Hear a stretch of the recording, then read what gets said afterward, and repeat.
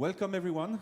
This session is titled Digital Health at a Tipping Point. So we're going to talk about the many challenges that we face as consumers and that health faces as an industry.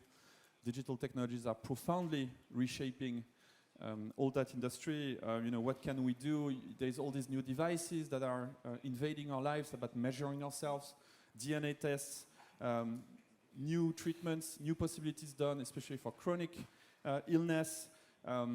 AI is coming into play here to do analysis. Remote care becomes possible. The prices might go down, they might go up. These are big changes, and obviously there are a lot of questions also about regulation of an industry that is undergoing such disruption.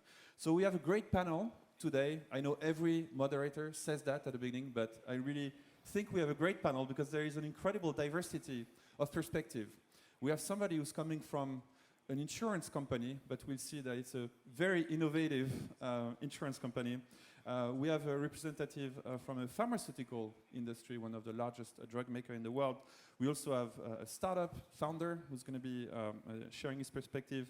And then last but not least, somebody who's active in serving the health industry, a service provider, engineering services, so somebody who works with a lot of different organizations to help them digitize.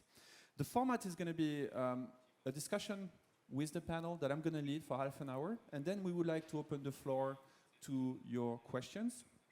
So we'll try to keep some time for that.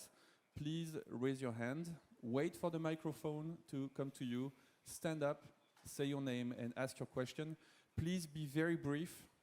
Please keep it to one question. Also, I invite the speakers to interact with each other. Just raise your hand if you want to rebound on something that has been said. So our four panelists, to my left, Jessica Tan, she's the co-CEO of the Ping An Group, which for those who might not know, Ping An is simply the world #1 insurance company. Pius Hornstein, from Switzerland, is General Manager of Sanofi China, who just announced on May 25 a partnership with a media company that is actually more of a data company called Google. Chen Kuan, CK, who's the founder and CEO of Infervision. It's a startup applying deep learning to medical imaging. He's going to tell us how he's going to do that. And Jiren, who's the chairman and CEO of Neusoft, 20,000 employees worldwide, several countries, providing industry and engineering solutions to people, to corporations active in the health industry. I'm going to start with you, Jessica, because when researching this panel, I live in Europe, and I went to speak to some friends who are experts about China, and they told me, oh, you get to meet the CEO of Ping An. This is such an incredible company. And I think that a lot of people might not know the extent of what you guys are doing.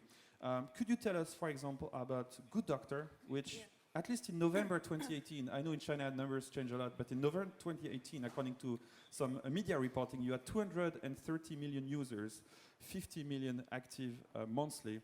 Can you tell us a bit about what you're doing around digital health at Ping An? So hi, thank you. It's Jessica Tan. I'll just give. My only brief was to impress you with the numbers, so I will try to do my best. So we are, I think, the largest, insurance company in the world. I think by certain aspects of it, we manage about $1 trillion. We have in the group 200 million financial services customers and 500 million what we call internet customers, some of which are Good Doctor, which I'll come to shortly. And what's unique about us is that over the past 10 years, we try to revamp ourselves not just from a traditional insurance company, because if you think about this, in insurance, we are always at the back of the value chain. Right? I mean, we bear the risk, we pay the cost, but you don't really get to influence the patient's choice right at the beginning, and all of us know here that, of course, prevention is better than cure. So we started 10 years ago to build our health ecosystem businesses. Today in our group, we have 32 first-level subsidiaries. 11 are what we call tech companies. Tech companies, 2 of them are listed, 3 of them are unicorns. They have a combined valuation of about $70 billion US dollars. That's roughly a third of our entire group's valuation. And within the health tech companies, this is how we think about this. There's 2 main things we do. The first one is that we wanted to change the way we interact with our customers. Right, so 10 years ago we started, insurance. I mean, most of you have insurance. You don't really interact with your insurer, unless you're sick or dying, hopefully not. And so we started to build, we need to engage with our customers up front. Right, so we did a couple of things. The first one is that for a life insurance app, we must be the world's largest life insurance app. Nobody talks to their life insurer. But we started to get our agents on the ground. We have 1.4 million of them to basically get all their customers onto the app. Today, our life insurance has 200 million users on the app, even more life insurance customers than what we actually have. We only have about 60 million of them. And we changed the way that we interact with customers. Basically, when you get on our app, you have basically health, wealth services that you can access to, because we are the online wealth management. We have Good Doctor, which I'll come to shortly. And then over time, you might buy something from us. 1/3 of our new customers for the past 3 years came from our so-called 500 million internet users. So I think that's one thing we did in terms of changing the customer interactions. The second thing we did on customer interactions is that that's still not good enough. We saw a gap, particularly in China, where with 1.4 billion people, a lot of the primary care is missing. Right? The level of general practitioner is not as mature as many of the more developed markets. So we created a Good Doctor about 5-6 years ago, and the concept was really simple at the beginning. We wanted to provide online telediagnostics, someone you can trust, like a family doctor online that you can ask questions without having to go for a simple flu to the hospital and wait for 3 hours or so. And so we hired 1,000 doctors. It was very simple. And then we, ask people, you can pay $100 health US dollars card, and you can ask a number of times. Today, our numbers grew a little bit. We are 250 million users, indeed over 60 million monthly active. Every day we have 550,000 people talking to our doctors online. And then from a purely manual model, it was just a simple chat, video, etc. Now 75% of the questions that they ask, we've already trained our AI assistant to be able to do that. So they gather all the various information we do. So those are the things that we did with our consumers to kind of engage, because we need to get them early up front when they have questions, so it becomes too late. The second thing we did, was about then analytics, because that was not good enough. Because the bulk of the actual treatment actually happens within the hospitals and the clinics, and we need to improve the level of productivity. I mentioned in the panel yesterday that I think for 1.4 billion people, we only have 3 million doctors. So we took our analytics over the past 20 plus years. We've developed huge databases about various diseases. We have this AI robot assistant that basically trained over 30,000 diseases and is able to help improve the quality of division of care. So one of the tests we did, we took 3 groups of GPs. This will be the last thing I say. The first group of GPs off the street, the second group of GP, we asked them out of 30,000 diseases, we just trained them on one, which is atrial fibrillation. And then third group of GPs, not only we train them, we give them our tool. Right? And then we have a bunch of experts who basically mark them on half an hour, diagnose real cases. The first group only had 17 marks out of 100. So it's appalling. The second group, which was just trained, had 51 marks. So it's like tossing a coin whether you are diagnosed or not. And the third group of our tool basically have 88 marks. Right? I think this shows some of the things. We now have AI medical imaging and clinical decision support system for about 3,000 hospitals working with the Ministry of Health in various cities. So that's the second thing we do, hopefully, to improve the delivery of healthcare. It's fascinating to talk to someone, and you have as many agents as 1/4 of the population of the country I live in. That's just the scale of China. One important thing is that you deploy AI, but human doctors still make the call at the end, if I understand well. Absolutely. So it's a collaboration between machines and humans. But just one last quick question.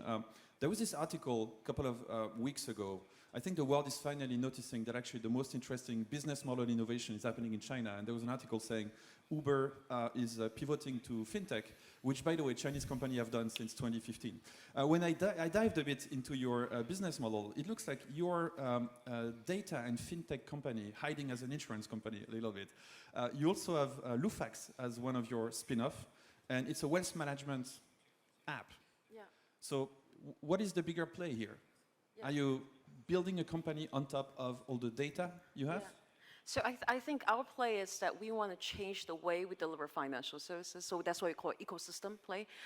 So we and the areas we focus, we have Lufax is the largest online wealth management app in China. And when you get out of the conference center, you just walk 500 meters. There is Ping An Bank. Yes. That's you guys too. Yes, that's right. And we have the largest health portal, Good Doctor as mentioned. We also have the largest auto portal. 76% of the 26 million cars being sold in China every year is gone through Auto Home, which is the so health if I have portal. an accident, I can buy a new car from you. That's very, very smart. Synergies. I want to move to you, Pius. You just announced, Sanofi announced on May 25th, I think, a partnership with Google. Can you tell us a little bit why does that fit your strategy and what you want to do with that? That's true, we announced a partnership with Google recently, but we actually already have a partnership with Alphabet since a couple of years, with Verily, and I will come to that. So we are much more focused than Ping An. Ping An is obviously a mastodon of data. We are trying to focus on one single thing, which is having positive impact on patients' life. And I think that the title of the session is, are we on a tipping point of digital health? Actually, we tend to believe that we are at a tipping point of health, so to speak, not with digital, because digital is ultimately just an enabler for what we do. And why do I think so? I just celebrated the 90th birthday of my father last week. So he was born in 1929. And 3 months ago, I celebrated the birthday of my twins, which are 12 years old. So you think about yourself and your parents, who already became 19 years old. And tomorrow there's a session about, what would we do if we would be 150 years old? I tend to believe that actually that's not a conditional. Definitely our children will become, above 120 years old. So, and digital is just everything which helps us to achieve that. So I think you mentioned it, collaboration is everything. Why do we want to move into partnership? It's a lot about data. Sanofi has been a classical drug manufacturer, so more in the physical science, chemical science space. And what we see today is that physical science, biological science, and data engineering are actually converging today. And we are coming just from the product science base, and we try to achieve similar things like you guys, to have an impact on patients' life. And to do that, we need to look into what do we do during patients' life. So ultimately, it's all about data. It's ultimately all about helping patients to control their health. And I think with partnerships like Google, we try to move into that space and understand how does treatment regimens, behavioral regimens influence patients' outcome. And for that, we need key partnerships. So I think the digital health space is also the space and the area of collaboration. And talking about China, because I'm now here 6 months in China, we have obviously collaboration with Ping An, because that's the ecosystem we have in China. And we have partnerships where we look into patient cohorts, for example. So we have, in one of the cities in China, we have a patient cohort of 50,000 people, which we would like to investigate. How can treatment applications, interference, and accompany patients throughout the treatment regimen? How can we improve outcome, treatment adherence ultimately, and help physicians to make also better decisions? And for that, we need a kind of three-party collaboration of companies who are able to have the digital interface, drug companies which deliver high-quality medicines, and obviously hospitals and physicians who ultimately manage the patients. So we are very much interested in accompanying even more patients beyond just the therapy. But is it because you guys are working towards personalized medicine, like the treatment would be customized to my genes, for example? So you're trying to get data on the genes, the medication that was given to the patient and what resulted in terms of outcome? And Is that what you're working towards, like more personalized medicine? It can be more personalized medicines, but most of the medicines, let's talk about chronic therapy. For example, stroke and MI, myocardial infarction, in China is still the number 1, number 2 disease of the Chinese population. So how can we improve also current health beyond the hospital treatment? In China, we have a very much hospital-based therapy system, which is 85% of the people are really treated in hospitals. What happens if they leave the hospital? How can we influence outcomes beyond that? This is a key thing. So also for chronic therapies, we know that if we can alter behavioral management through digital therapeutics or drug plus therapeutics which come on top of the therapy, we know that we can improve outcome dramatically. So it's not about personalization. It can be, but it is not only about that. It's also about improving patient journey. It seems that there is the general atmosphere is that there is a very strong pushback against tech companies, especially American tech companies, because of privacy concerns. Is it something that, how are you going to manage that in this partnership? I think that's the key point. So how in this collaboration of different stakeholders, how we enter data privacy. It's not only data privacy, it's also who owns the data, who has access to what, who is leveraging what. I think these are the key aspects of what we have to discuss. Regulations are evolving in that. You know that the FDA, the NMPA and the MAPA just, or the CDA just issued guidance about how do we treat with real-world evidence data in May, just 2 months ago. So that's the core of the thing. So, for example, if we have collaboration agreements with Ping Han or other companies, one of the key things we discuss is how do we create an ecosystem which is safe for the patients and it's well regulated. So this is involvement. It's a key challenge. And we are very careful about that. We have to be very careful about IP that. in the world of data is as complex as you imagine. I always use the parallel of musicians getting sampled by someone else. Like you don't know that it's your music, it's been changed. But how do you enforce IP? Mr. Jiren, so your company, as I said, works as consultants, service providers for a very large number of firms in China and abroad. So you are witnessing all these corporations. Some of them are not corporations, they're like hospitals or institutions. You witness their digital transformation. What do you see on the field when you look at these people integrating digital technologies into their daily operations? What's the reports from the ground? Okay. Neusoft is an IT services provider. In China, we have a 50% market share in social security. That means half of the population, when they pay in healthcare to the hospital based on our platform. We also have a 30% market share in hospital management. So that means we know exactly how much we charge for each of these diseases. What is cost? What is difference? The hospital charge different rate. What is means a good doctor and not good doctor. So also we have an innovative kind of a concept. We make a new type of hospital we call cloud hospital. That means we use internet as a basic infrastructure. We like individual doctor or clinic to sharing our devices, our hospital information system, all the data connect with each other, and also connect with the insurance company.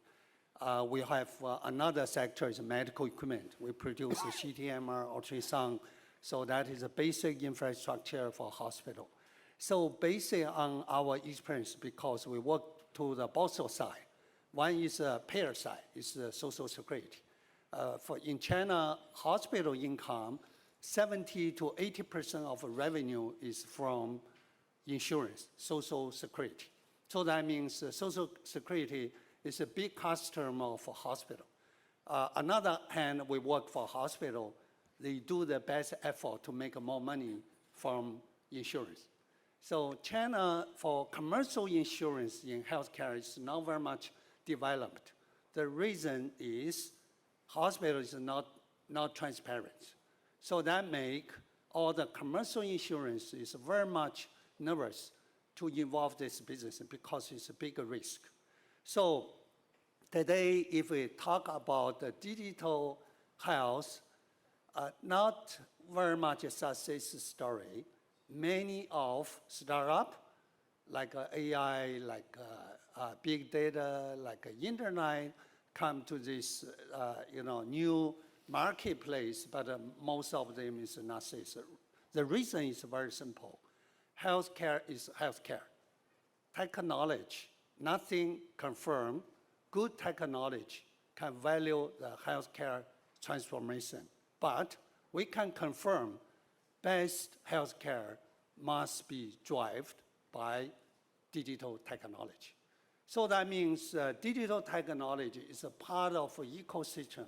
If you cannot fusing and integrated with healthcare regulation, management system, even the culture, you never can be a success in only the technology only. So I think one logic is very important. The payer is driver of healthcare transformation. Because if you don't understand the logic of payer side, you don't know how to make money by technology. So if you use the internet, you use AI, you use wearable devices, not anybody pay to you. So that means your business model cannot be sustainable. So that is a big challenge to the people working in engineering. But if you look at the demand, the future new healthcare, the technology, no doubt, will be more than half, 50% more, the part of a healthcare system. One thing is standard digitalized clinical process is one of big future. Today, the doctor like an artist. If for some kind of disease, different doctor have different methodology. They charge different rate. They take a different the period, but they reading same kind of books. They graduate from same kind of medical school. What is the reason? Because each of individual doctor, just like an artist, they have their own way. So how to make a clinic become engineering? That is digital healthcare. I think that is a direction because many of diseases must follow some standard process, must have the same kind of clinical pathway. How to use drugs, how to make a diagnostic. Without that, we will have a big gap, big city, small city, first tier city or second tier city. That is a bigger problem of course. In China, if you look at best doctor living in Beijing, Shanghai, if you come to county level, we call barefoot doctor. Many of doctor without degree of health, medical degree. So a big difference make the cost also big difference. That make many people travel from small town to Beijing. In this city in Beijing hospital, 70% of patients is from outside of Beijing. The reason is the people try by travel to access best quality of services. That can be solved by digital health. I'm always surprised when I hear people talk about digital transformation of any industry, that at the end of the day, the challenge is not technical, it's mostly human and social. This is what gets in the way of this transformation. And to my big surprise, I talked to the founder of a startup that is trying to look at the data about cancer and to look at what treatment worked for what DNA. And they just cannot get the data from the hospitals. The hospitals will not share it. And so there's a lot of things that need to be done in terms of training, in terms of regulation, etc. To now get perspective from the startup world and from an entrepreneur, CK, the homepage of your company reads, we are applying deep learning technology to assist medical imaging diagnosis. Can you tell us a little bit more about what you do? Yeah. So our company is Infervision. We actually started 4 years ago. I think unlike the rest on the panel, which are actually big healthcare groups, we're actually still a very young startup right now. So 4 years ago when we started, we actually on one hand, we saw that there is a huge gap of good doctors. We see that there is a shortage of good doctors anywhere in the world. In China, just like Dr. Liu was saying, we see that good doctors are basically based in some of the biggest cities like Beijing, Shanghai, some of the big cities in the province. While in the rural areas, we only have like barefoot doctors. In fact, my family actually come from an ancestry of barefoot doctors in some of the poorest places in China. So there is a huge shortage of good doctors. But even in some of the developed countries, we see that the cost of doctor's service is very high. So it's actually very expensive to render medical services. While in some of the more developing and rural areas in the world, we see that the shortage of trained doctors is even more striking. So we see that there's this huge gap and there's this huge demand here. And on the other hand, 4 years ago, we also see that this huge rise of a technology called deep learning in the academic and also in some of the industries exploding like in terms of usage. So we started to think that if we actually can apply deep learning technology to help to alleviate the problems that we see in the medical field, we have been patients, like everybody has been patients and everybody has experienced some pain in the medical field. And we think that whether we can actually use this very promising and very fantastic technology. So that's when we actually started the company. Yeah. So let's try to be very concrete. So deep learning is basically a form of machine learning where you feed a machine with enough images and you teach the machine, like this is what a scan of, I don't know, a chest looks like, this is what a tumor looks like. Exactly, And yes. so the machine is going to learn over time.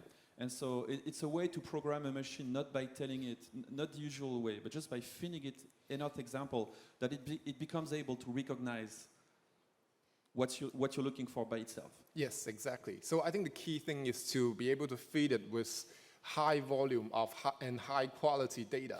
It's like in the technical field, we actually call it garbage in and garbage out. So if you actually feed it with garbage data, then actually the AI will actually learn to become a garbage. But then if you actually feed it with high quality data, then you actually have high quality AI. And I think that's actually the real challenge when we try to apply this technology here, because in the medical field, in fact, the high quality physicians are actually in a huge shortage, and they're actually mostly in biggest hospitals.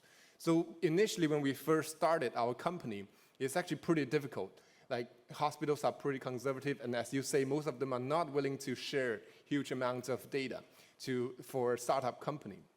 But then later on, we actually find that we're actually caught in a huge wildfire and a huge wave of revolution, where everybody started to jump on board and try to partner with us to see how AI can help their daily work. So within a few years' time, we are currently in more than 300 different hospitals in 8 different countries, including Switzerland. So can you be very concrete about what your service does? So I do a scan of a patient, I send it somehow to your system, Yes, yes. which is available as a service, maybe, like I send it to the cloud, I guess it's secured. Yes. And then in how much time do I get a return information, and what do you tell me? To what degree of certainty do you diagnose? Yes. So basically, there are 2 ways to use artificial intelligence from our product. So one way is to do it as a pre-screen, in which after the patient do the scan, so before the doctors actually start to read the image or start to read the patient's record, AI will actually come up with a preliminary result stored in the AI server, and when the physicians start to read that particular image, basically a result will be available for him as a reference. And if you agree with the result, then within 1 click, you will be able to feed it through to the next step. So that's actually one way, called pre-screen. And another way is to do a quality control, quality check. So it's after the physician's finished his days of work, AI will actually screen to see if there's anything missing. So what's the accuracy of your technology to this day? Yeah, so I think the accuracy is more or less a slippery metrics, because actually, just as Dr. Liu was saying, sometimes diagnosis is an art. We actually done a test. Sometimes the inter-observer variability within diagnosis is sometimes high. So we kind of define a gold standard or accuracy as the consensus of 3 very top physicians. And we kind of make our AI try to be closer. So we are still doing our clinical trial in both CFDA, FDA, CE. Yeah, but then I think we can see there's a huge improvement of accuracy with the use of AI. I was trying to think when I was listening to you, there's this idea of, as a patient, to get the diagnosis, and I was wondering between the doctor and the AI, which would talk to me in the friendliest voice. And I think potentially it could be the AI, because sometimes some doctors, the way they tell you. Pius, you wanted to react, and then I'll go to you, Jesse. So I think we see two big themes. One is the diagnostic field, which obviously you can work with accuracy and probabilities.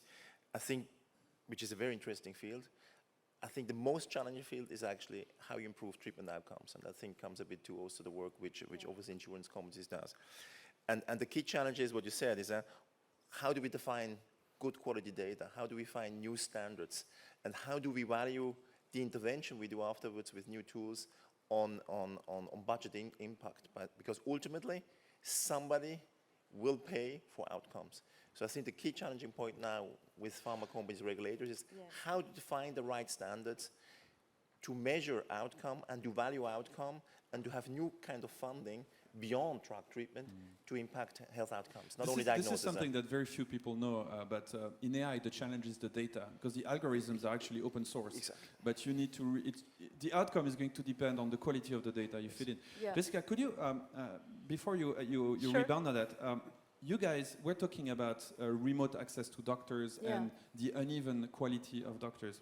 You guys very concretely deploy these kiosks, for lack of a better word, everywhere in China, where as a patient I can go and I can lock myself in the middle of nowhere, and I can get some tests done, and then I can interact with a doctor. Can you just very concretely, from a patient standpoint, walk us through that experience? Because again, I'm sure most of the people in the room are not familiar that it's actually happening right now in China. Sure, sure.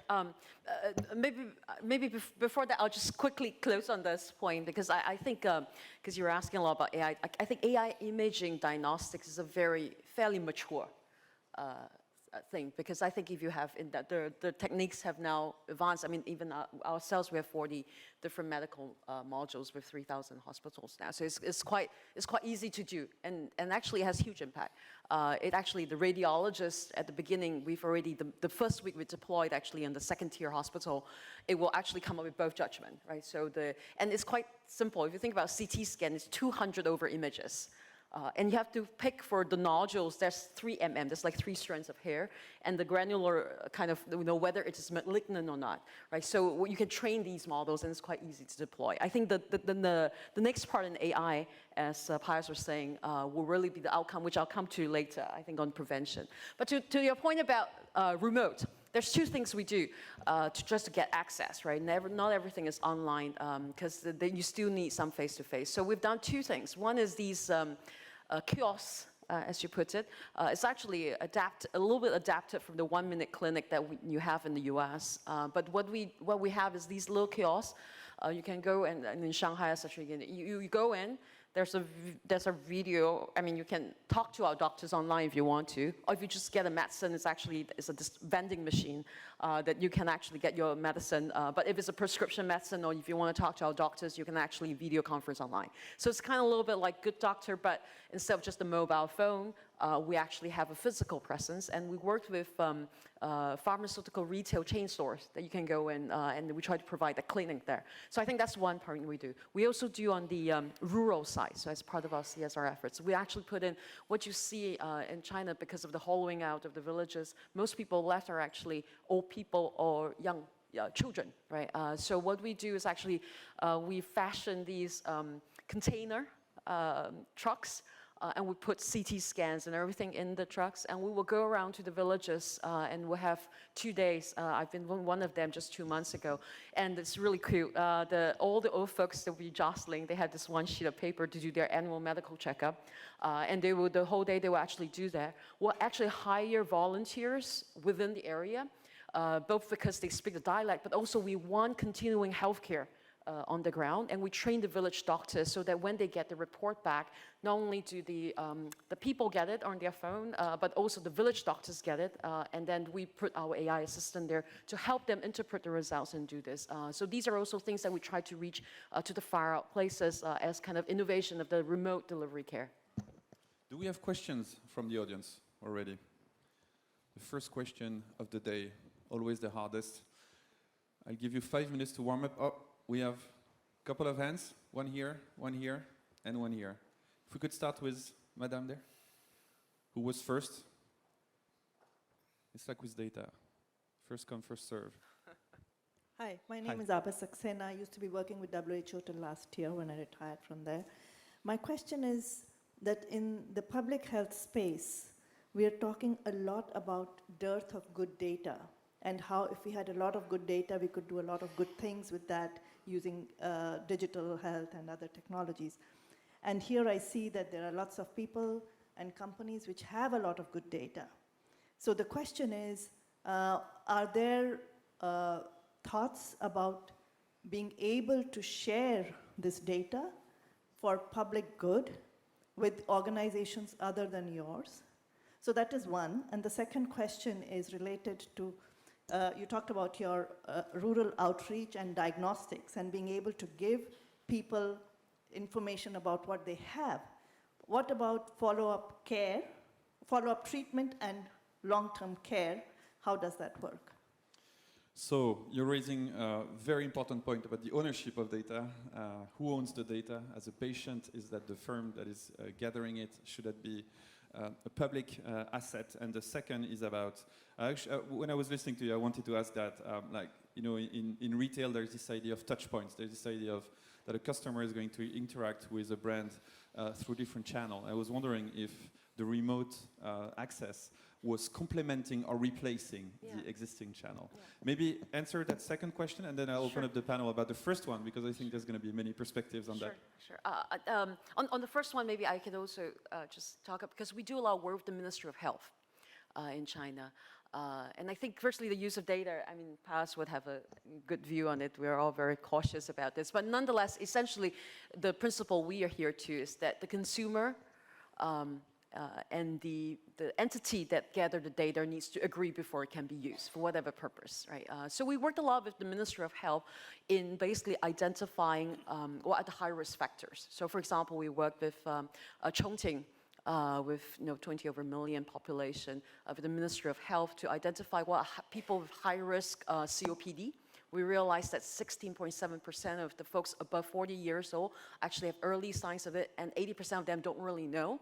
So we worked with them to go through, build the models, and then we get those high-risk people to for screening, so we can actually get them through vaccinations before it deteriorates to stage 3. So those are some things that we do. And then on the point about delivery care, I think that's why I was very careful to say the first touch point is always face-to-face, because you need to get them to do the actual physical, comfortable, and there's a lot about education awareness. But we always want to make sure that they have the remote long-term. So that's why we train the village doctors.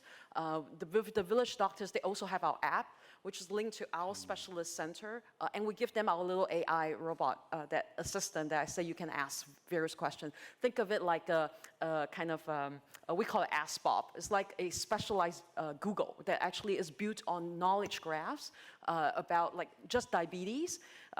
We have 30,000 diseases, one of which is diabetes. Just diabetes, we link to about 200 different symptoms, 1,000 over drugs, and different cases about how you should do it. So you can then ask intelligently to help the long-term care. I don't know if you've noticed, but a lot of the consulting companies that work in AI now don't call it artificial intelligence, but augmented intelligence. This idea that you give a device that makes a practitioner more efficient. To this impossible equation of ownership of data, data is a competitive edge. It's a strategic asset, and yet it's also needed by the public sector and the public good. Dr. Liu, what's your opinion on this? Okay. Yes, data is a very sensitive topics. In China, hospital own the data, but I do believe the data owned by individuals, because that the data is your personal information. But for the purpose to get excellent services, you must sharing this data with a hospital. You must have an agreement, and if you want to use that data for third party, of course you need to make some kind of the agreement. So I try to answer your second question: how to digital technology, not only for diagnostic, so how to after the diagnostic, how to make healthcare treatment. That is, I gave you a very concrete example. Stroke is a big problem because within 3 hours, if you cannot have a right diagnostic, a right treatment, you will have trouble. So China, Beijing have one of the big hospital. It's very, very famous. It's the best one in China. So we digitalize their methodology for diagnostic after the patient got a stroke. They use a local, the remote areas. They use their CT scanner. After got a picture, you send this picture to the Beijing, not really Beijing, in cloud, in server. After 3 or 5 minutes, by computing, we got exactly diagnostic and clinical pathway. That pathway is a Beijing-based hospital methodology. And then they send it back to guide the local doctor to follow up those kind of steps. Step 1, doing that. Step 2, doing that. After 5 steps, the quality is exactly same as Beijing. After that, the rehabilitation will be happen in local. So that will take like 8 months, a year. So they needn't to travel to Beijing. Of course, they have no way. After 3 hours, they will have big trouble. So by this way, Beijing hospital already connect more than 30 county-level hospital. We mix it together like AI, clinical pathway, clinical engineering, and also care, medical services, even rehabilitation. So that is a very concrete example. That hospital will connect hundreds. One big hospital may connect to rural areas, so for hundreds small hospitals. Pius, did you want to add something now? When I was listening to you, I was thinking you're lucky to be in the same jurisdiction and to have such a big country, because typically in Europe, with every country can have like different laws, and data moving around is becoming a very big headache. Sir, your question, please. Hello, I'm Simon Bachmann. I'm from Switzerland. I have a startup called Edu Technologies. We do sensors for wearable devices, so we basically bring clinical grade signal quality into consumer devices. And I have a question for Mr. Hornstein. You mentioned that it's important also to basically monitor the people when they get out of the hospital in a home setting. So how is it possible to ensure a high signal quality so the diagnostics that is happening also in a home setting is reliable and the treatment becomes more efficient? Okay, so I think the specificity in the Chinese system, I'm only 6 months here, is, first of all, it's a really hospital-based system. Very different from other systems like in Europe, which is a more general practitioner system where people have continuous care outside of hospitals. It's a big difference, and I think it's a big challenge for the Chinese healthcare system. The key challenge is not so linked to diagnostic, it's really to follow-up of care. Let's take diabetic patients. And I have been in hospitals and seeing what the pain points are. So they're getting diagnosed, they're probably 7-8 days in the hospitals, get up to any kind of therapy, can be oral, can be insulin. They're going to be discharged, and then they're going to be discharged. There's no follow-up, specific in this country. So we have a program where we try to see what can a nurse intervention, a follow-up call, an artificial intervention, or augmented intervention mean to the treatment follow-up of patients, not only in the training, but on the aftermath of diagnosis. And what we see is that if you can do that efficiently, and the patient is willing to actually do it, you can significantly increase treatment outcomes, treatment adherence. I think this is very, very important because you do it at a fraction of incremental cost with super much higher impact on treatment outcomes. So that's why it's very interesting for the healthcare system, very interesting for insurance companies, very interesting for drug companies, because actually you don't add more cost to the system, you actually add more value to the system. I think that's the key thing, and that's what we try with at least for Google, countries like Switzerland, where a day in the hospital is more expensive than a day in a 5-star hotel. It's similar here. I mean, a day in a hospital, even in Beijing or in Shanghai, is quite expensive for the healthcare system. So having these virtual clinics, either for diabetes or for other diseases, is super important for a country like China. We are actually collaborating on the diabetes one, particularly on this. We're trying to get people to change their actions. So diabetes in particular, actually, the difference in cost, if I remember correctly, is 10,000 versus 30,000 if you didn't adhere to it. So I think this is where I think we may have some advantage that we're trying this. So we because we have agents So always the first point of contact, the face-to-face is the important one. I mean, if you expect someone to self-learn, download, and do all these things, I think it's too difficult. My dad's diabetes for 20 years, right? So usually we get our agents. We're also piloting separately with Shenzhen, with social care workers, because a lot of the old folks, particularly in China with the one-child policy, half the old folks actually are by themselves. So we have basically social healthcare workers. We train them to go to these old folks because a lot of them have these chronic disease. We actually develop a little EE voice bot.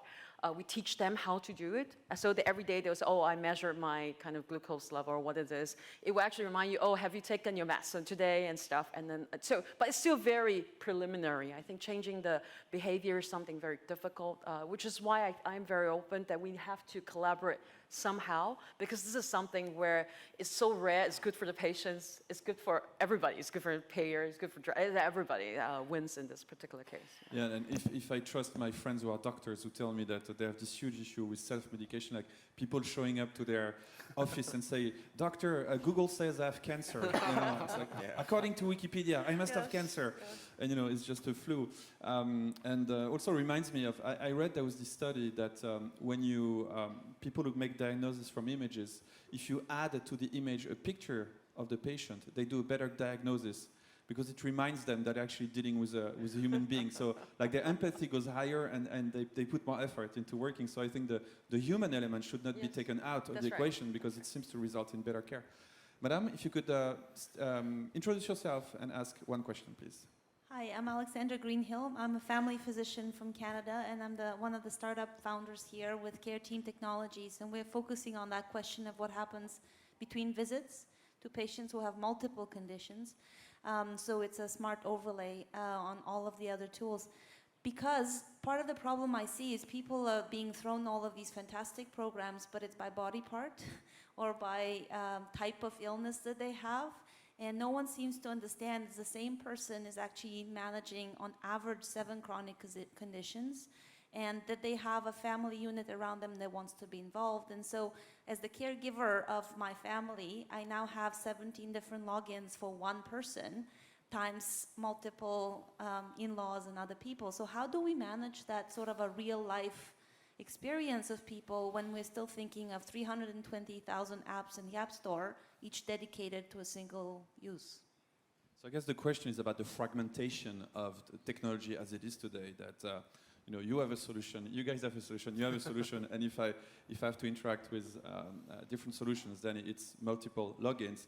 I guess the plus side of that is that privacy, I mean, data lives in different silos and cannot be crossed, which could be seen as a plus. The downside is that, as this person was saying, it's a very fragmented experience, and maybe at the end it ends up complicating my life and hampering the level of care rather than helping it. Anyone wants to react to that, Pius? I think it's more the two challenges. One which Laurent mentioned, it's, you know, do we want that? Fundamentally, everything combined. And the other thing is that it's natural that at the beginning, specific expertises and leading experts are trying to drive certain platforms. For example, imaging and oncology. Yeah? It's a key thing. Imaging in stroke. It's a different body part, but you know, you need leading centers to take the lead. Huh? Ultimately, you could imagine one data platform, like, you know, before there was VHS and other standards. Huh? Ultimately, I would believe that, you know, in 5, 10, 15 years, standards will emerge, at least in different ecosystems, you know, could be in China, could be elsewhere, where you would actually gather the pool of data of an integrated patient view. But I think what Laurent mentions, if you know what the European legislation is about data privacy, it raises other challenges, how you make sure that these data are not used for different kinds of purposes. So I think there's a medical challenge, and I fully agree with you. From a practitioner point of view, we would have everything in one hand, but there is also another challenge linked to what you do with the data and who has access to it. Huh? Maybe a solution would be, I know some governments are developing some government ID, like government login systems that you could use to, you know, the same login. That would solve one of the problems. You still have like data silos everywhere. Do we have more questions? Madam, we're going to bring you a microphone. Thank you. Yeah, these are, it's really a around data. Data raises so many questions. Yesterday, I hosted a panel about it and asked the panelists, like, do you think we will have perfect solutions for the question of data ownership or intellectual property? And everybody agrees that these are very complex questions that probably are going to end up, with the least worst solution. There is no perfect solution to these problems. Madam, please introduce yourself. Sure. Sorry. Yan Qing from Eastside Media Group. I actually have a question for Jessica and also for Liu Zong. I know that Ping An and also Neusoft has been working with hospital for quite a lot in China. As we look at the data in the hospital of the patients and also their illness, there's enormous data. But actually, the different hospitals has a different IT system and they are very complicated. It is even after the leadership in the city or in the province has ordered them to do something to digitalize the data in the hospital, it is still very difficult. But and also as to the new data, if we set up a new standard, the same one, and you can have the same structure and label them, and you can do something. But as to the old data, it is very, very difficult to put them together, pooling, and we can do something. So my question for you is that how to really digitalize the hospital data of the patients. We have to have a GDPR or something, but beyond that, only by maybe just by technology, how do we handle with this very difficult structure of the data to really harness them and utilize them data? I guess the question is about the fragmentation of data, and people working with data more than that, know that there are different models, and so getting data that has been stored and interpreted in different ways, how to make it compatible to get like a global view on it. Yeah, this is a big problem. There's no easy way. We have a team of about 500 people who does nothing but cleans data. And of course, at first manually, then we developed tools around it. So now we're able to read, like for example, some of the cryptic messages that the doctors write, and we're able to kind of like translate that into something more, because sometimes they even call the same terms differently, right? And so we have various tools and standardization that we have. We have our own kind of, it's our standard, I guess there's no standard out there, but we basically created certain taxonomy about different diseases, medications, et cetera, and then we try to clean that, right? And over time, try to automate that more and more. We do that for our own data, so that's why we created cell tools. And then now we're working with the government as well as the hospitals, one by one, to kind of clean it. But it's a very tedious effort, yeah. Basically, that is not a technical problem. There's an international standard in worldwide, and also each of the country have their standard to connect all the medical data and also interconnect even the devices, even all the medical record. The problem is most hospitals don't want to connect with others. Even the inside, like a hospital, just last question asked, if people got multi-conditions, multi-diseases, how to make a kind of diagnostic?